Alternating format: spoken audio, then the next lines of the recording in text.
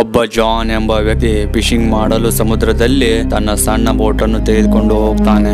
ಸ್ವಲ್ಪ ದೂರ ಹೋದ ನಂತರ ಸಮುದ್ರದಲ್ಲಿ ಅವನ ಸಣ್ಣ ಬೋಟಿಗಿಂತಲೂ ಒಂದು ದೊಡ್ಡ ಬೋಟ್ ಅವನಿಗೆ ಕಾಣಿಸುತ್ತದೆ.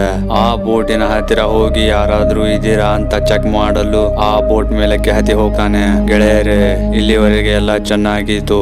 ಇನ್ನು ಮುಂದೆ ಜಾನನಿಗೆ ಪ್ರಾಬ್ಲಮ್ಸ್ ಗಳ ಮೇಲೆ ಪ್ರಾಬ್ಲಮ್ಸ್ ಗಳು ಆಗ್ತಾ ಹೋಗ್ತವೆ. ಅದು ಯಾಕೆಂದ್ರೆ ಅವನು ಒಂದು ಗೋಸ್ಟ್ ಇರುವ ಶಿಪ್ಪಿನೊಳಗೆ ಬಂದಿದ್ದಾನೆ, ಅಂದ್ರೆ ಒಂದು ಆತ್ಮವಿರುವ ಬೋಟಿನೊಳಗೆ ಬಂದಿದ್ದಾನೆ. ಮತ್ತೆ ಇವನ ಸಣ್ಣ ಬೋಟ್ ಕೂಡ ಸಮುದ್ರದಲ್ಲಿ ದೂರದಲ್ಲಿ ಅವನಿಗೆ ಕಾಣಿಸುತ್ತಿರುವುದಿಲ್ಲ. ಈ ಆತ್ಮವಿರುವ ಬೋಟಿನಲ್ಲಿ ದಿನಗಳನ್ನು ಕಳಿತಾನೆ.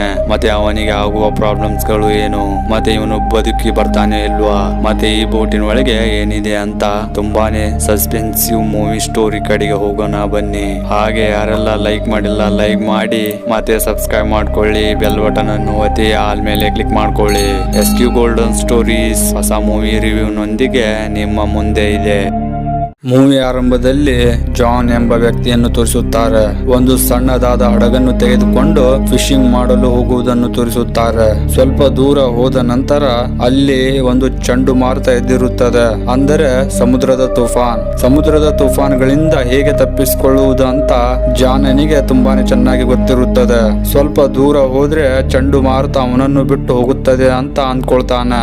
ಆ ತುಫಾನ್ ಒಳಗೆ ತನ್ನ ಸಣ್ಣ ಬೋಟನ್ನು ತೆಗೆದುಕೊಂಡು ಹೋಗ್ತಾನೆ. ಆ ತುಫಾನ್ ಒಳಗೆ ಹೋಗ್ತಾ ಇದ್ದಂತಲೇನೆ ಮುಂದೆ ದಾರಿ ಅವನಿಗೆ ಏನು ಕಾಣಿಸುವುದಿಲ್ಲ. ಇಷ್ಟಾದ ಮೇಲೆ ಮುಂದೆ ಹೋಗ್ತಾ ಅವನಿಗೆ ತುಂಬಾನೇ ವಿಶಾಲವಾಗಿರುವ ಮತ್ತೆ ವಿಚಿತ್ರವಾಗಿರುವ ಹಡಗು ಕಾಣಿಸುತ್ತದೆ. ಆ ಹಡಗಿನ ಒಳಗೆ ಯಾರು ಕ್ರೂ ಮೆಂಬರ್ಸ್ ಗಳು ಇರುವುದಿಲ್ಲ. ಜಾನ್ ಅದರ ಹತ್ತಿರ ಹೋಗಿ ಹಡಗಿನ ಮೇಲೆ ಯಾರಾದ್ರೂ ಇದೀರಾ ಅಂತ ಕೂಗಾಡ್ತಾನೆ. ಎಷ್ಟು ಕೂಗಿದ್ರು ಸಹ ಅಲ್ಲಿ ಯಾರು ಇರುವುದಿಲ್ಲ. ಅಂದ್ರೆ ಈ ಹಡಗು ಯಾರದು ಅಲ್ಲ, ಸಮುದ್ರದ ಅಲೆಗಳಿಂದ ತೇಲುತ್ತಾ ತನ್ನ ದಿಕ್ಕನ್ನು ಬದಲಾಯಿಸುತ್ತಾ ಸಮುದ್ರದ ಅಲೆಗಳಿಂದ ತೇಲುತ್ತಾ ಹೋಗ್ತಾ ಇರುತ್ತದೆ. ಸಮುದ್ರದಲ್ಲಿ ಯಾರಾದ್ರೂ ಅದಾರ ಇಲ್ವಾ ಅಂತ ಚೆಕ್ ಮಾಡಲು ಜಾನ್ ತನ್ನ ಸಣ್ಣ ಬೋಟ್ ಅನ್ನು ಒಂದು ಹಗ್ಗದ ಸಹಾಯದಿಂದ ಆ ವಿಶಾಲವಾಗಿರುವ ಶಿಪ್ ಗೆ ಕಟ್ತಾನೆ.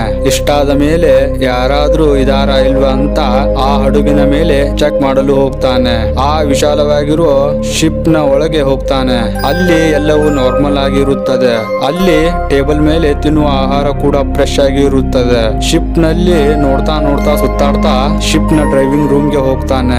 ಬೋಟ್ ಅನ್ನು ಸ್ಟಾರ್ಟ್ ಮಾಡಲು ಪ್ರಯತ್ನಿಸುತ್ತಾನೆ. ಎಷ್ಟೋ ಪ್ರಯತ್ನ ಮಾಡಿದ್ರು ಬೋಟ್ ಸ್ಟಾರ್ಟ್ ಆಗುವುದಿಲ್ಲ. ಮತ್ತೆ ಹೊರಗಡೆ ಬಂದು ದುರ್ಬೀನಿನಿಂದ ಹೊರಗಡೆ ನೋಡ್ತಾ ಇರ್ತಾನೆ. ಈ ವಿಶಾಲವಾಗಿರುವ ಶಿಪ್ ನ ಮಾಲೀಕ ಇಲ್ಲೇ ಎಲ್ಲೋ ಇರಬಹುದು ಅಂತ ಅನ್ಕೊಳ್ತಾನೆ. ಮತ್ತೆ ದೂರದಲ್ಲಿ ಅವನಿಗೆ ಯಾರು ಕಾಣಿಸುವುದಿಲ್ಲ. ಆ ಬೋಟ್ ನಲ್ಲಿರುವ ರೇಡಿಯೋ ಕನೆಕ್ಟರ್ ನಿಂದ ಕಂಟ್ರೋಲ್ ರೂಮ್ ಗೆ ಒಂದು ಮೆಸೇಜ್ ಕಳಿಸುತ್ತಾನೆ. ಇಲ್ಲಿ ಒಂದು ಲಾವಾರಿಶ್ ಅಂದ್ರೆ ದಿಕ್ಕು ದಿಸೆ ಇಲ್ಲದ ಹಡಗು ಸಮುದ್ರದಲ್ಲಿ ಇದೆ ಅಂತ, ಇದನ್ನು ಇಲ್ಲಿಂದ ತೆಗೆದುಕೊಂಡು ಹೋಗಿ ಅಂತ ವಾಯ್ಸ್ ಮೆಸೇಜ್ ಅನ್ನು ಕಳಿಸುತ್ತಾನೆ. ಇಷ್ಟು ಮಾಡಿದ್ರೂ ಆ ಕಡೆಯಿಂದ ಯಾವ ಆನ್ಸರ್ ಕೂಡ ಬರುವುದಿಲ್ಲ. ಆದ್ದರಿಂದ ಶಿಪ್ ಡೆಕ್ ಮೇಲಕ್ಕೆ ಬಂದು ನೋಡ್ತಾನೆ. ಜಾನ್ ತುಂಬಾನೇ ಶಾಕ್ ಆಗ್ತಾನೆ. ಅದು ಯಾಕೆ ಅಂದ್ರೆ ಅವನ ಸಣ್ಣ ಬೋಟು ದೊಡ್ಡ ಶಿಪ್ಪಿಗೆ ಕಟ್ಟಿರ್ತಾನಲ್ಲ, ಅದು ಎಲ್ಲಿ ಕಾಣಿಸ್ತಾ ಇರುವುದಿಲ್ಲ. ಅವನಿಗೆ ತುಂಬಾನೇ ಆಶ್ಚರ್ಯವಾಗುತ್ತದೆ. ಅವನಿಗೆ ಟೆನ್ಷನ್ ಆಗ್ತಾ ಇರುತ್ತದೆ. ಅವನ ಸಣ್ಣ ಬೋಟ್ ಅಲ್ಲಿ ಕಾಣ್ತಾ ಇರುವುದಿಲ್ಲ, ಮತ್ತೆ ಈ ವಿಶಾಲವಾಗಿರುವ ಬೋಟ್ ಕೂಡ ಸ್ಟಾರ್ಟ್ ಆಗ್ತಾ ಇರುವುದಿಲ್ಲ. ಮತ್ತೆ ವಿಶಾಲವಾಗಿರುವ ಬೋಟ್ ಒಳಗೆ ಹೋಗಿ ನಾನು ಎಲ್ಲಿ ಇದ್ದೀನಿ ಅಂತ ಮ್ಯಾಪ್ ಅನ್ನು ನೋಡ್ತಾನೆ. ಸುತ್ತಮುತ್ತಲು ನೀರು ಇರುವುದರಿಂದ ಅವನ ಲೊಕೇಶನ್ ಅವನಿಗೆ ಗೊತ್ತಾಗುವುದಿಲ್ಲ. ಮತ್ತೊಮ್ಮೆ ಎಂಜಿನ್ ರೂಮ್ ಗೆ ಹೋಗ್ತಾನೆ. ಮತ್ತೆ ಎಂಜಿನ್ ರಿಪೇರಿ ಮಾಡಲು ಪ್ರಯತ್ನಿಸುತ್ತಾನೆ. ಇಲ್ಲಿ ಇವನ ಹಣೆ ಬರ ತುಂಬಾನೇ ಚೆನ್ನಾಗಿರುತ್ತದೆ ಅಂತ ಹೇಳ್ಬಹುದು. ಯಾಕಂದ್ರೆ ಇವನು ಇಂಜಿನ್ ಮುಟ್ತಾ ಇದ್ದಂತಲ್ಲೇನೆ ಇಂಜಿನ್ ಸ್ಟಾರ್ಟ್ ಆಗುತ್ತದೆ. ಇದನ್ನ ಕಂಡು ಜಾನ್ ತುಂಬಾನೇ ಖುಷಿ ಪಡ್ತಾನೆ. ಮತ್ತೆ ಕಂಟ್ರೋಲ್ ರೂಮ್ ಗೆ ಹೋಗಿ ರೇಡಿಯೋದಲ್ಲಿ ಕಾಂಟ್ಯಾಕ್ಟ್ ಮಾಡ್ತಾ ಇರ್ತಾನೆ. ಎಷ್ಟೋ ಪ್ರಯತ್ನ ಮಾಡಿದ್ರು ಕೂಡ ಅದು ಕಂಟ್ರೋಲ್ ರೂಮ್ ಗೆ ಕನೆಕ್ಟ್ ಆಗ್ತಾ ಇರುವುದಿಲ್ಲ. ಸ್ವಲ್ಪ ಹೊತ್ತು ಬೋಟ್ ಒಳಗೆ ಕಾಲವನ್ನು ಕಳಿತಾನೆ. ಅವನಿಗೆ ಟಾಯ್ಲೆಟ್ ಗೆ ಬಂದಿರುತ್ತದೆ. ಕೆಳಗೆ ಹೋಗಿ ಮಾಡುವುದೇನು ಅಂತ ಬೋಟ್ ನ ಡೆಕ್ ಮೇಲೆ ಸಮುದ್ರದೊಳಗೆ ಮಾಡ್ತಾ ಇರ್ತಾನೆ. ಅವನನ್ನು ಯಾರೋ ಹಿಂದಿನಿಂದ ತಳ್ಳಿ ಬಿಡ್ತಾರೆ. ಅವನು ಸಮುದ್ರದೊಳಗೆ ಬೀಳ್ತಾ ಇರ್ತಾನೆ. ಶಿಪ್ ಮೇಲಿರುವ ಸ್ಟೀಲ್ ಪೈಪ್ ಅನ್ನು ಹಿಡಿದುಕೊಂಡು ಮೇಲಕ್ಕೆ ಹತ್ತಿ ಬರ್ತಾನೆ. ಅವನು ಬೋಟ್ ಮೇಲೆ ರಿಸರ್ಚ್ ಮಾಡಿ ಆ ಬೋಟ್ ಅನ್ನು ಗಲೀಜ್ ಮಾಡುವುದು ಆ ಬೋಟ್ಗೆ ಸ್ವಲ್ಪನೂ ಇಷ್ಟವಿರುವುದಿಲ್ಲ. ಮತ್ತೆ ಇಷ್ಟಾದ ಮೇಲೆ ಅವನು ಶಾಂತಿಯಿಂದ ಬೋಟಿನ ಕೆಳಗೆ ಟಾಯ್ಲೆಟ್ ರೂಮ್ಗೆ ರಿಸರ್ಚ್ ಮಾಡಲು ಹೋಗ್ತಾನೆ. ಇಲ್ಲಿ ಅವನಿಗೆ ಒಂದು ಪ್ರಾಬ್ಲಮ್ ಮುಗಿತಾ ಇದ್ದಂತಲೇನೆ ಹಾಗೆ ಮತ್ತೊಂದು ಪ್ರಾಬ್ಲಮ್ ಸ್ಟಾರ್ಟ್ ಆಗುತ್ತದೆ. ಅದು ಏನೆಂದ್ರೆ ಬಾತ್ರೂಮ್ ಡೋರ್ ಲಾಕ್ ಆಗಿರುತ್ತದೆ. ಎಷ್ಟು ಪ್ರಯತ್ನ ಮಾಡಿದ್ರು ಕೂಡ ಆ ಡೋರ್ ಓಪನ್ ಆಗ್ತಾ ಇರುವುದಿಲ್ಲ. ಮತ್ತೆ ಅಲ್ಲಿ ಅವನಿಗೆ ಒಂದು ಕತ್ತರಿ ಸಿಗುತ್ತದೆ. ಅದರಿಂದ ಡೋರ್ ಅನ್ನು ಓಪನ್ ಮಾಡಲು ಪ್ರಯತ್ನಿಸುತ್ತಾನೆ. ಏನ್ ಮಾಡಿದ್ರು ಕೂಡ ಆ ಡೋರ್ ಓಪನ್ ಆಗ್ತಾ ಇರುವುದಿಲ್ಲ. ಇಷ್ಟರ ನಡುವೆ ಜಾನ್ಗೆ ಹೊರಗಡೆ ರೇಡಿಯೋದಲ್ಲಿ ಯಾರ್ದೋ ಧ್ವನಿ ಕೇಳಿಸುತ್ತದೆ. ಮತ್ತೆ ಆ ಶಿಪ್ ನ ವಿಂಡೋದಿಂದ ಹೊರಗಡೆ ನೋಡ್ತಾನೆ. ಅವನ ಸ್ವಲ್ಪ ದೂರದಲ್ಲಿ ಒಂದು ಬೋಟ್ ಹೋಗ್ತಾ ಇರುತ್ತದೆ. ಈಗ ಇವನು ಏನಾದ್ರೂ ಮಾಡಿ ಈ ರೂಮ್ ನಿಂದ ಹೊರಗಡೆ ಹೋಗ್ಲಿಲ್ಲ ಅಂದ್ರೆ ಆ ಶಿಪ್ ಇಲ್ಲಿಂದ ಹೋಗಿ ಬಿಡುತ್ತದೆ. ಇವನು ಈ ಶಿಪ್ ನಲ್ಲೇ ಒಬ್ಬಂಟಿಯಾಗಿ ಉಳಿಬೇಕಾಗುತ್ತದೆ. ಆದ್ದರಿಂದ ಅವನು ತನ್ನ ಪೂರ್ತಿ ತಾಕತ್ ಹಚ್ಚಿ ಆ ಡೋರ್ ಅನ್ನು ತೆಗೆಯಲು ಪ್ರಯತ್ನಿಸುತ್ತಾನೆ. ಏನ್ ಮಾಡಿದ್ರೂನು ಆ ಡೋರ್ ಓಪನ್ ಆಗ್ತಾ ಇರುವುದಿಲ್ಲ. ಈಗ ಜಾನ್ ತುಂಬಾನೇ ಫ್ರಸ್ಟ್ರೇಟ್ ಆಗ್ತಾನೆ. ಅವನಿಗೆ ತುಂಬಾನೇ ಕೋಪ ಬಂದಿರುತ್ತದೆ. ಆ ಶಿಪ್ ನ ಕಿಟಕಿನಿಂದ ಒಂದು ಬಟ್ಟೆಯನ್ನು ಹಿಡಿದು ಸನ್ನೆ ಮಾಡ್ತಾ ಇರ್ತಾನೆ. ಅಷ್ಟು ದೂರದಿಂದ ಜಾನ್ ಬಟ್ಟೆಯಿಂದ ಸನ್ನೆ ಮಾಡುವುದು ನೋಡುವುದಿಲ್ಲ. ಆ ಬೋಟ್ ಇಲ್ಲಿಂದ ಹೋಗುತ್ತದೆ. ಮತ್ತೆ ಜಾನ್ಗೆ ಇನ್ನೊಂದು ಐಡಿಯಾ ಬರುತ್ತದೆ. ಅದು ಏನಂದ್ರೆ ಆ ಬೋಟ್ ಅನ್ನು ಮುಂದೆ ಹೋಗುವುದನ್ನು ತಡೆಯಲು ಒಂದು ಹಗ್ಗದ ತುದಿಗೆ ಆಂಕರ್ ಅನ್ನು ಕಟ್ಟಿ ಹಡಗುವನ್ನು ಸ್ಟಾಪ್ ಮಾಡಲು ಹಗ್ಗವನ್ನು ನೀರಿನೊಳಗೆ ಎಸೆಯುತ್ತಾನೆ. ಈ ಐಡಿಯಾ ತುಂಬಾನೇ ಚೆನ್ನಾಗಿರುತ್ತದೆ. ಆದ್ರೆ ಅವನ ಹಣೆ ಬರ ಇಲ್ಲಿ ಸರಿಯಾಗಿರುವುದಿಲ್ಲ. ಅದು ಯಾಕೆಂದ್ರೆ ಹಗ್ಗವನ್ನು ನೀರಿನೊಳಗೆ ಎಸೆತಾನೆ. ಆ ಹಗ್ಗ ಎಂಜಿನ್ ಫ್ಯಾನ್ ಒಳಗೆ ಹೋಗಿ ಸಿಲುಕಿಕೊಳ್ಳುತ್ತದೆ. ಮತ್ತೆ ಜಾನ್ ನ ಕೈಯಲ್ಲಿರುವ ಹಗ್ಗ ಅವನ ಕುತ್ತಿಗೆಗೆ ಅವಸರದಲ್ಲಿ ಸುತ್ತಿಕೊಳ್ಳುತ್ತದೆ. ಎಂಜಿನ್ ಫ್ಯಾನ್ ತಿರುಗುವುದರಿಂದ ಆ ಹಗ್ಗ ತುಂಬಾನೇ ಫೋರ್ಸ್ ಆಗಿ ಜಟ ಇರುತ್ತದೆ. ಈ ದೃಶ್ಯ ತುಂಬಾನೇ ಭಯಾನಕವಾಗಿರುತ್ತದೆ. ಈ ದೃಶ್ಯದಲ್ಲಿ ಜಾನ್ ನ ಜೀವ ಕೆಲವೇ ಸೆಕೆಂಡ್ ಗಳಲ್ಲಿ ಹೋಗ್ತಾ ಇರುತ್ತದೆ. ಹಾಗೋ ಹೀಗೋ ಮಾಡಿ ತನ್ನ ಕುತ್ತಿಗೆಗೆ ಸಿಲುಕಿಕೊಂಡಿರುವ ಹಗ್ಗವನ್ನು ತೆಗೆದುಕೊಳ್ಳುತ್ತಾನೆ. ಮತ್ತೆ ಸಾಯ್ತಾ ಬದುಕುತ್ತಾನೆ. ಮತ್ತೆ ಈ ಬೋಟ್ ಸಮುದ್ರದಲ್ಲಿರುವ ಸಣ್ಣ ಐಲ್ಯಾಂಡ್ ಗೆ ಹೋಗಿ ಡಿಕ್ಕಿ ಹೊಡೆಯುತ್ತದೆ. ಬೋಟ್ ನ ಒಳಗೆ ಇರುವ ಜಾನ್ ಗೆ ತುಂಬಾನೇ ಪೆಟ್ಟಾಗುತ್ತದೆ. ಜಾನ್ ಕೆಳಗೆ ಬಿದ್ದಿರುತ್ತಾನೆ. ಮತ್ತೆ ಎದ್ದು ಅವನ ಮುಂದೆ ಒಂದು ಕನ್ನಡಿ ಒಳಗೆ ನೋಡ್ಕೋತಾನೆ. ತುಂಬಾನೇ ಡಿಪ್ರೆಷನ್ ನಲ್ಲಿ ಇರ್ತಾನೆ. ಅವನಿಗೆ ಅನಿಸುತ್ತದೆ, ನಾನು ತಪ್ಪು ಮಾಡಿ ಬಿಟ್ಟೆ ಈ ಬೋಟಿನ ಒಳಗೆ ಬಂದು ಅಂತ ಮನುಷ್ಯನೊಳಗೆ ಅಂದ್ಕೊಳ್ತಾ ಇರ್ತಾನೆ. ಮತ್ತೆ ಇನ್ನೊಮ್ಮೆ ಆ ಡೋರ್ ಅನ್ನು ಓಪನ್ ಮಾಡ್ತಾನೆ. ಎಷ್ಟು ಪ್ರಯತ್ನ ಮಾಡಿದ್ರು ಕೂಡ ಆ ಡೋರ್ ಓಪನ್ ಆಗ್ತಾ ಇರುವುದಿಲ್ಲ. ಜಾನ್ ಗೆ ಅನಿಸುತ್ತದೆ ಯಾರೋ ಡೋರ್ ಅನ್ನು ಆ ಕಡೆಯಿಂದ ಗಟ್ಟಿಯಾಗಿ ಒತ್ತಿ ಹಿಡಿದಿದ್ದಾರೆ ಅಂತ ಅನಿಸುತ್ತದೆ. ಈಗ ಜಾನ್ ಹೊಟ್ಟೆ ಹಸಿವು ಮತ್ತು ನೀರಾಡಿಕೆ ಆಗುತ್ತದೆ. ಸ್ನಾನ ಮಾಡುವ ಶಾರ್ ನಿಂದ ನೀರನ್ನು ಕುಡಿಯುತ್ತಾನೆ. ಅದರಲ್ಲಿ ನೀರು ಖಾಲಿಯಾಗಿ ಹೋಗುತ್ತದೆ. ಮತ್ತೆ ಆ ವಿಚಿತ್ರವಾಗಿರುವ ಬೋಟ್ ನಲ್ಲಿ ನಡೆಯುತ್ತಿರುವ ಘಟನೆಯನ್ನು ಕಂಡು ಜಾನ್ ತುಂಬಾನೇ ಡಿಸ್ಟರ್ಬ್ ಆಗಿರ್ತಾನೆ. ಜಾನ್ ಗೆ ಈಗೂ ಕೂಡ ಅನಿಸುತ್ತಿರುತ್ತದೆ, ಈ ಶಿಪ್ ನಲ್ಲಿ ನನ್ನನ್ನು ಬಿಟ್ಟು ಮತ್ತೆ ಬೇರೆ ಯಾರೋ ಇದ್ದಾರೆ ಅಂತ. ಮತ್ತೆ ಜಾನ್ ಶಿಪ್ ನಲ್ಲಿ ಯಾರು ಇದ್ದೀರಾ ಅಂತ ಶಿಪ್ ನಲ್ಲಿ ಇದ್ದ ವ್ಯಕ್ತಿಗೆ ಹೇಳ್ತಾನೆ, ಯಾರು ಶಿಪ್ ನಲ್ಲಿ ಇದ್ದೀರಾ ನನ್ನನ್ನು ಬಿಟ್ಟು ಬಿಡಿ, ನನಗೆ ಏನು ಬೇಕಾಗಿಲ್ಲ ಅಂತ ರಿಕ್ವೆಸ್ಟ್ ಮಾಡ್ಕೊಳ್ತಾನೆ. ಅವನು ಅಷ್ಟು ರಿಕ್ವೆಸ್ಟ್ ಮಾಡಿದ್ರು ಸಹ ಡೋರ್ ಓಪನ್ ಆಗುವುದಿಲ್ಲ. ಮತ್ತೆ ನಾವು ನೋಡ್ತೀವಿ ಬೋಟ್ ತಂದಿನ ತಾನೇ ಮುಂದೆ ಸಾಗ್ತಾ ಇರುತ್ತದೆ. ನೋಡ್ತಾ ರಾತ್ರಿ ಕೂಡ ಆಗುತ್ತದೆ. ಮತ್ತೆ ಜಾನ್ ಕೂಡ ಅದೇ ರೂಮಿನಲ್ಲಿ ಸಿಕ್ಕಿಕೊಂಡಿದ್ದಾನೆ. ಮತ್ತೆ ಇಂತಹ ಭಯಾನಕ ರಾತ್ರಿಯಲ್ಲಿ ಅವನಿಗೆ ಇನ್ನೊಂದು ಪ್ರಾಬ್ಲಮ್ ಫೇಸ್ ಮಾಡ್ಬೇಕಾಗುತ್ತದೆ. ಅದು ಏನಂದ್ರೆ ಸಮುದ್ರದ ತುಫಾನ್ ಕಡೆಗೆ ಅವನ ಬೋಟ್ ಹೋಗ್ತಾ ಇರುತ್ತದೆ. ಸಮುದ್ರದ ತುಫಾನ್ ಒಳಗೆ ಬೋಟ್ ಎಂಟರ್ ಆಗ್ತಾ ಇದ್ದಂತಲೇನೆ ದೋಣಿ ತರ ಆ ಕಡೆ ಈ ಕಡೆ ಅಳುಗಾಡಲು ಸ್ಟಾರ್ಟ್ ಆಗುತ್ತದೆ. ಮತ್ತೊಂದು ಪ್ರಾಬ್ಲಮ್ ಏನಂದ್ರೆ ರೂಮಿನೊಳಗೆ ನೀರು ತುಂಬಿಕೊಳ್ಳಲು ಸ್ಟಾರ್ಟ್ ಆಗುತ್ತದೆ. ಜಾನ್ ಗೆ ಏನು ತಿಳಿಯುವುದಿಲ್ಲ. ಅವನಿಗೆ ಏನು ಮಾಡ್ಬೇಕಂತ ಕೂಡ ಗೊತ್ತಾಗುವುದಿಲ್ಲ. ಆದ್ದರಿಂದ ಅವನು ಶಾಂತನಾಗಿ ಆ ರೂಮಿನ ಒಳಗೆ ಕೂತ್ಕೊಳ್ತಾನೆ. ಮತ್ತೆ ಅವನು ತುಂಬಾನೇ ಆಯಾಸಗೊಂಡು ನಿದ್ರೆಯಿಂದ ಅಲ್ಲೇ ಮಲಗುತ್ತಾನೆ. ಮತ್ತೆ ಅವನಿಗೆ ಎಚ್ಚರವಾಗುತ್ತದೆ. ಅವನು ಕಣ್ಣು ಬಿಟ್ಟು ನೋಡ್ತಾನೆ. ತುಫಾನ್ ಶಾಂತವಾಗಿರುತ್ತದೆ. ಜಾನ್ ಕೂತಲ್ಲೇ ಕೂತು ಕೈ ಕಾಲುಗಳು ಜಾಮ್ ಆಗಿರುತ್ತವೆ.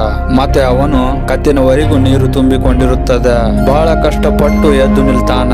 ಇನ್ನೊಮ್ಮೆ ಟ್ರೈ ಮಾಡೋಣ ಅಂದ್ಕೊಂಡು ಮತ್ತೊಮ್ಮೆ ಡೋರ್ ಓಪನ್ ಮಾಡಲು ಪ್ರಯತ್ನಿಸುತ್ತಾನೆ. ಈ ಸರಿ ನೀರಿನ ಒಳಗೆ ಮುಳುಗಿ ಲಾಕ್ ಅನ್ನು ಪ್ರೆಸ್ ಮಾಡ್ತಾನೆ. ಡೋರ್ ಓಪನ್ ಆಗುತ್ತದೆ. ಡೋರ್ ಮೊದಲೇನೆ ಓಪನ್ ಆಗಿರುತ್ತದೆ. ಆ ಡೋರ್ ಲಾಕ್ ಅನ್ನು ಯಾರೋ ಓಪನ್ ಮಾಡಿದ್ದಾರೆ ಅಂತ ಅನಿಸುತ್ತದೆ. ಜಾನ್ ಎಲ್ಲದಕ್ಕಿಂತ ಮೊದಲು ಬೋಟ್ ನ ಡೆಕ್ ಮೇಲೆ ಓಡಿ ಹೋಗ್ತಾನೆ ಮತ್ತು ಸಮುದ್ರವನ್ನು ನೋಡ್ತಾ ಶಾಂತತೆಯಿಂದ ಉಸಿರಾಡ್ತಾನೆ. ಅವನಿಗೆ ಏನು ತಿಳಿತಾ ಇರುವುದಿಲ್ಲ ಈ ಬೋಟ್ ಜೊತೆಗೆ ಏನಾಗ್ತಾ ಇದೆ ಅಂತ. ಅವನಿಗೆ ಅನಿಸುತ್ತದೆ ಈ ಬೋಟ್ ನಲ್ಲಿ ಯಾವುದೇ ಆತ್ಮ ಇದೆ. ಆ ಆತ್ಮ ಈ ಬೋಟ್ ಅನ್ನು ವಶಪಡಿಸಿಕೊಂಡಿದೆ ಮತ್ತೆ ಈ ಬೋಟ್ ಅನ್ನು ಓಡಿಸ್ತಾ ಇದೆ ಅಂತ ಅನ್ಕೊಳ್ತಾನೆ. ಅವನು ತನ್ನ ಪ್ರಾಣವನ್ನು ಉಳಿಸಿಕೊಳ್ಬೇಕಂದ್ರೆ ಹೇಗಾದ್ರೂ ಮಾಡಿ ಈ ಬೋಟ್ ಅನ್ನು ಬಿಟ್ಟು ಹೋಗ್ಬೇಕು.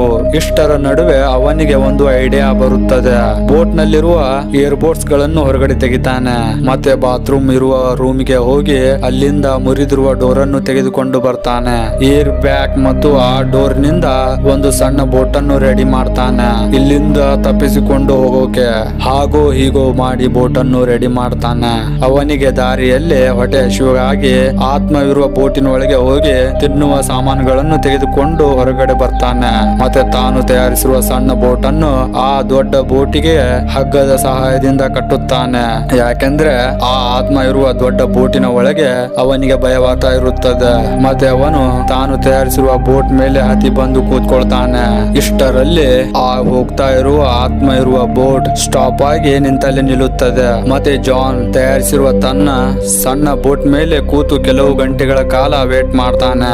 ಬೋಟ್ ಎಂಜಿನ್ ಸ್ಟಾರ್ಟ್ ಆಗಿ ಮುಂದೆ ಹೋಗುತ್ತದೆ ಅಂತ ಆ ಆತ್ಮವಿರುವ ಬೋಟ್ಗೆ ಸ್ವಲ್ಪನೂ ಇಷ್ಟ ಇರುವುದಿಲ್ಲ. ಜಾನ್ ಆ ಆತ್ಮವಿರುವ ಬೋಟ್ ಅನ್ನು ಬಿಟ್ಟು ಹೋಗುವುದು.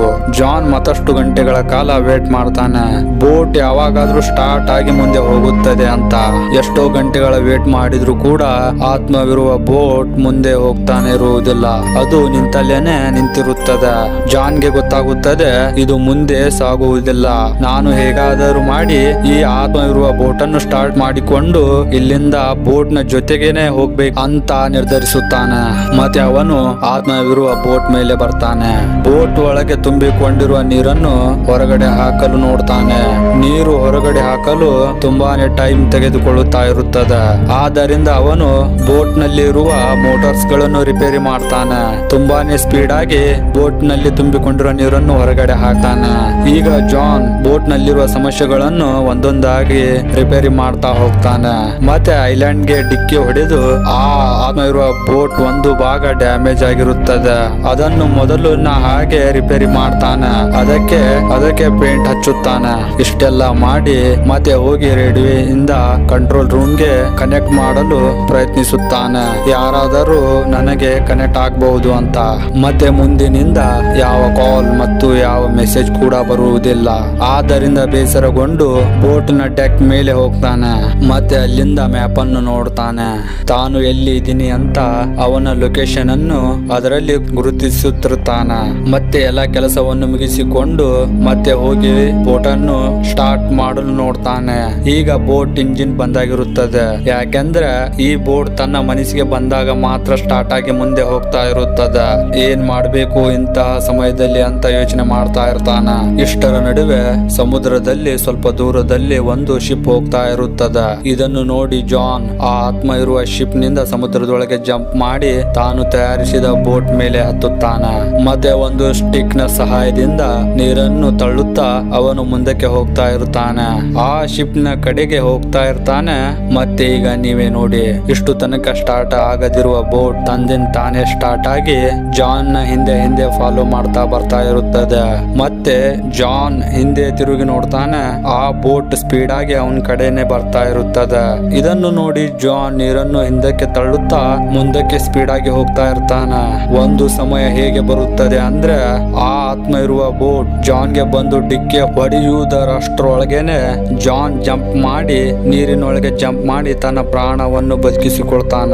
ಮತ್ತೆ ಅವನ ಕಣ್ಣು ಮುಂದೆ ಹಾದು ಅವನು ಹೆಲ್ಪ್ ಕೇಳ್ಬೇಕಂತ ಅಂದ್ಕೊಂಡಿರುವ ಹಡಗು ಅವನ ಕಣ್ಣಿನ ಮುಂದೆ ಹಾದು ಹೋಗ್ತಾ ಇರುತ್ತದೆ. ಈ ದೃಶ್ಯವನ್ನು ನೋಡಿದ್ರೆ ಗೊತ್ತಾಗುತ್ತದೆ ಜಾನ್ ಮತ್ತೆ ನಿಮಗೆ ಗೊತ್ತಾಗುವುದೇನೆಂದ್ರೆ ಜಾನ್ ಈ ಬೋಟ್ ಅನ್ನು ಬಿಟ್ಟು ಹೋಗುವುದು ಆ ಬೋಟ್ಗೆ ಸ್ವಲ್ಪನೂ ಇಷ್ಟವಿರುವುದಿಲ್ಲ.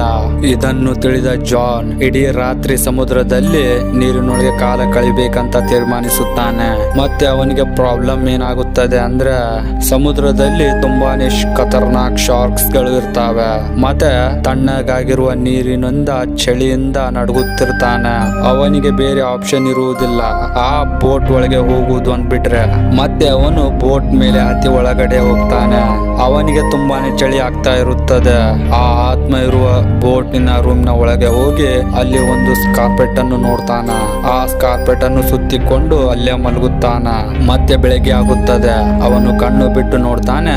ಬೋಟ್ ತಂದಿಂದ ತಾನೇ ಸ್ಪೀಡ್ ಆಗಿ ಮುಂದಕ್ಕೆ ಸಾಗ್ತಾ ಇರುತ್ತದೆ. ಜಾನ್ಗೆ ಏನು ತಿಳಿತಾ ಇರುವುದಿಲ್ಲ. ಆ ಬೋಟ್ ಯಾವ ಕಡೆಗೆ ಹೋಗ್ತಾ ಇದೆ ಅವನಿಗೆ ಗೊತ್ತಾಗ್ತಾ ಇರುವುದಿಲ್ಲ. ಅವನು ಬೋಟ್ ಡೆಕ್ ಮೇಲೆ ಹೋಗಲು ಡೋರ್ ಅನ್ನು ಓಪನ್ ಮಾಡ್ತಾನೆ. ಮತ್ತೆ ಮೊದಲಿನ ಹಾಗೆ ಡೋರ್ ಲಾಕ್ ಆಗಿ ಬಿಟ್ಟಿರುತ್ತದೆ. ಈ ಸಾರಿ ಅವನು ತುಂಬಾನೇ ಫ್ರಸ್ಟ್ರೇಟ್ ಆಗಿರ್ತಾನ.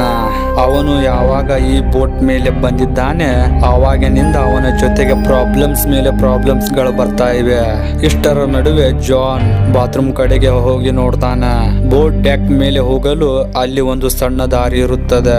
ಅದನ್ನು ಓಪನ್ ಮಾಡಿ ಮೇಲಕ್ಕೆ ಹೋಗಲು ನೋಡ್ತಾನೆ. ಅಷ್ಟರೊಳಗೆ ಎಂಟ್ರಿ ಗೇಟ್ ಬಂದಾಗಿ ಬಿಡುತ್ತದೆ. ಈ ಸಾರಿ ಮೊದಲಿನ ರೂಮ್ ಗಿಂತ ಈಗ ಚಿಕ್ಕ ರೂಮಿನ ಒಳಗೆ ಸಿಲುಕಿಕೊಂಡಿದ್ದಾನೆ. ಮತ್ತೆ ಈಗ ಬೋಟ್ ಫುಲ್ ಸ್ಪೀಡ್ ಆಗಿ ಹೋಗ್ತಾ ಇರುತ್ತದೆ. ಬೋಟ್ ಸ್ಪೀಡ್ ಆಗಿ ಹೋಗುವುದರಿಂದ ವೈಬ್ರೇಷನ್ ನಿಂದ ಆ ಕಡೆ ಈ ಕಡೆ ಡಿಕ್ಕಿ ಹೊಡೆದು ಆ ಸಣ್ಣ ರೂಮಿನ ಒಳಗೆ ಜಾನ್ ಬೀಳ್ತಾನೆ. ಮತ್ತೆ ಅವನ ಕೈ ಕಾಲಿಗೆ ತುಂಬಾನೇ ಗಾಯವಾಗಿರುತ್ತದೆ. ಮತ್ತೆ ಸ್ವಲ್ಪ ಸಮಯದ ನಂತರ ಇದ್ದಕ್ಕಿದ್ದಂತೆಲ್ಲೇನೆ ಬೋಟ್ ನ ಸ್ಪೀಡ್ ಕಡಿಮೆ ಆಗುತ್ತದೆ. ಅದು ಒಂದು ಪ್ಲೇಸ್ ಗೆ ಹೋಗಿ ನಿಲ್ಲುತ್ತದೆ. ಅಂದ್ರೆ ಒಂದು ವಿಚಿತ್ರವಾಗಿರುವ ಸಿಟಿ ದಡಕ್ಕೆ ಬಂದಿ ನಿಂತಿರುತ್ತದೆ. ಬೋಟ್ ಒಳಗೆ ಇರುವ ಎಲ್ಲಾ ಡೋರ್ಸ್ ಗಳು ಓಪನ್ ಆಗ್ತವೆ. ಇದನ್ನು ನೋಡಿ ಜಾನ್ ಸ್ಪೀಡ್ ಆಗಿ ಹೊರಗಡೆ ಓಡಿ ಬರ್ತಾನೆ. ಆ ನಗರಕ್ಕೆ ದಡಕ್ಕೆ ಓಡಿ ಬಂದು ನಿಲ್ತಾನೆ. ಮತ್ತೆ ಅಲ್ಲಿ ಬಿದ್ದಿರುವ ಒಂದು ಐರನ್ ರಾಡ್ ಅನ್ನು ಕೈಯಲ್ಲಿ ಹಿಡಿದುಕೊಳ್ತಾನೆ. ಅವನಿಗೆ ಈಗೂ ಕೂಡ ಅನಿಸುತ್ತಾ ಇರುತ್ತದೆ ಯಾರೋ ಒಬ್ಬ ಕ್ರಿಮಿನಲ್ ವ್ಯಕ್ತಿ ವಿಚಿತ್ರವಾಗಿರುವ ಸಿಟಿಯಲ್ಲಿ ಕೂತ್ಕೊಂಡು ಬೋಟ್ ಅನ್ನು ಕಂಟ್ರೋಲ್ ಮಾಡ್ತಾ ಇದ್ದಾನೆ ಅಂತ ಅಂದ್ಕೊಳ್ತಾನೆ. ಹಾಗೆ ನನ್ನನ್ನು ಕಿಡ್ನಾಪ್ ಮಾಡಿದ್ದಾನೆ ಅಂತ ಕೋಪದಿಂದ ಅವನನ್ನು ಹುಡುಕಾಡ್ತಾ ಇರ್ತಾನೆ. ವಿಚಿತ್ರವಾದ ನಗರದಲ್ಲಿ ತುಂಬಾನೇ ಹುಡುಕಾಡ್ತಾನೆ. ಅಲ್ಲಿ ಅವನಿಗೆ ಯಾರು ಕಾಣಿಸುವುದಿಲ್ಲ. ಮತ್ತೆ ದಡಕ್ಕೆ ಬಂದು ಬೋಟ್ ಅನ್ನು ನೋಡಿ ತುಂಬಾನೇ ಆಶ್ಚರ್ಯಗೊಳ್ತಾನೆ. ಯಾಕೆಂದ್ರೆ ಈ ಬೋಟ್ ಮತ್ತೆ ತನ್ನಷ್ಟೇ ತಾನೇ ಸ್ಟಾರ್ಟ್ ಆಗಿ ಮುಂದೆ ಸಾಗ್ತಾ ಇರುತ್ತದೆ. ಸಮುದ್ರ ಕಡೆಗೆ ಹೋಗ್ತಾ ಇರುತ್ತದೆ. ಜಾನ್ ನನ್ನು ಈ ವಿಚಿತ್ರವಾದ ಸಿಟಿ ದಡಕ್ಕೆ ಬಿಟ್ಟು ಹೋಗ್ತಾ ಇರುತ್ತದೆ. ಈ ಸಾರಿ ಅವನಿಗೆ ಅನಿಸುತ್ತದೆ ಯಾವುದೇ ಶಕ್ತಿ ಬೋಟ್ ಅನ್ನು ವಶಪಡಿಸಿಕೊಂಡಿದೆ. ಅದಕ್ಕೆ ಮನಸ್ಸಿಗೆ ಬಂದ ಹಾಗೆ ಬೋಟ್ ಅನ್ನು ಓಡಿಸ್ತಾ ಇದೆ ಅಂತ ಅಂದ್ಕೊಳ್ತಾನೆ. ಮತ್ತೆ ಆ ಬೋಟ್ ಮತ್ತೊಬ್ಬ ಶಿಕಾರಿಯನ್ನು ಹುಡುಕಾಡಲು ಹೋಗ್ತಾ ಇರುತ್ತದೆ. ಜಾನ್ ಈ ವಿಚಿತ್ರವಾಗಿರುವ ಸಿಟಿಯ ಹೈಟ್ ನಲ್ಲಿರುವ ಪ್ಲೇಸ್ ಗೆ ಹೋಗುತ್ತಾನೆ. ಅಲ್ಲಿಂದ ನೋಡ್ತಾನೆ. ಮತ್ತೆ ಅವನು ಅಲ್ಲಿಂದ ಹೇಗಾದ್ರೂ ತಪ್ಪಿಸಿಕೊಂಡು ಹೋಗ್ಬೇಕಂತ ಆ ಕಡೆ ಈ ಕಡೆ ದಾರಿಯನ್ನು ಹುಡುಕಾಡ್ತಾ ಇರ್ತಾನೆ. ಮತ್ತೆ ಸುತ್ತಿ ಮತ್ತೆ ಅದೇ ಜಾಗಕ್ಕೆ ಬಂದ್ ನಿಲ್ತಾನೆ. ಯಾವ ಜಾಗ ಅಂದ್ರೆ ಮೂವಿ ಆರಂಭದಲ್ಲಿ ಬೋಟ್ ಹತ್ತಿ ಫಿಶಿಂಗ್ ಮಾಡಲು ಹೋಗ್ತಾ ಇರ್ತಾನಲ್ಲ ಅದೇ ಜಾಗ. ಮತ್ತೆ ಅವನಿಗೆ ತನ್ನ ಚಿಕ್ಕ ಬೋಟ್ ಸಿಗುತ್ತದೆ. ಮೂವಿ ಆರಂಭದಲ್ಲಿ ಆ ಬೋಟ್ ಅನ್ನು ತೆಗೆದುಕೊಂಡು ಫಿಶಿಂಗ್ ಮಾಡಲು ಹೋಗಿರ್ತಾನೆ ಗೆಳೆಯರ. ಮತ್ತೆ ಆ ಬೋಟ್ ದಡಕ್ಕೆ ಹೇಗೆ ಬಂತು ಮತ್ತೆ ಆತ್ಮ ಇರುವ ಬೋಟ್ ಒಂದು ಸಿಟಿಗೆ ತಂದು ಜಾನ್ ಅನ್ನು ಬಿಟ್ಟಿರುತ್ತದೆ. ಮತ್ತೆ ಇವನು ಮೊದಲು ಫಿಶಿಂಗ್ ಮಾಡಲು ಹೋಗುವ ದಡಕ್ಕೆ ಬಂದಿರುತ್ತಾನೆ. ಮತ್ತೆ ಆ ವಿಚಿತ್ರವಾಗಿರುವ ಬೋಟಿನ ಒಳಗೆ ಏನಿತು ಈ ಸಸ್ಪೆನ್ಸ್ ನೊಂದಿಗೆ ಈ ಮೂವಿ ಇಲ್ಲಿಗೆ ಎಂಡ್ ಆಗುತ್ತದೆ ಗೆಳೆಯರೇ. ಆ ಬೋಟ್ ನಲ್ಲಿ ಏನಿರಬಹುದು ಅಂತ ನಿಮಗೆ ಏನು ಅನಿಸುತ್ತದೆ ಕಮೆಂಟ್ ಮಾಡಿ. ಹಾಗೆ ನಾವು ಮೂವಿ ಎಕ್ಸ್ಪ್ಲೇನ್ ಮಾಡಲು ಹಾಕಿರುವ ಎಫರ್ಟ್ ಸ್ವಲ್ಪನಾದ್ರೂ ನಿಮಗೆ ಇಷ್ಟವಾದ್ರೆ ಹಾಗೆ ಲೈಕ್ ಮಾಡಿ, ಸಬ್ಸ್ಕ್ರೈಬ್ ಮಾಡ್ಕೊಳ್ಳಿ, ಆಲ್ ಮೇಲೆ ಕ್ಲಿಕ್ ಮಾಡ್ಕೊಳ್ಳಿ. ಇಂತಹ ಇಂಟ್ರೆಸ್ಟಿಂಗ್ ವಿಡಿಯೋಸ್ಗಳು ನಮ್ಮ ಚಾನಲ್ ಅಲ್ಲಿ ಅಪ್ಲೋಡ್ ಆಗ್ತಾ ಇರ್ತವೆ.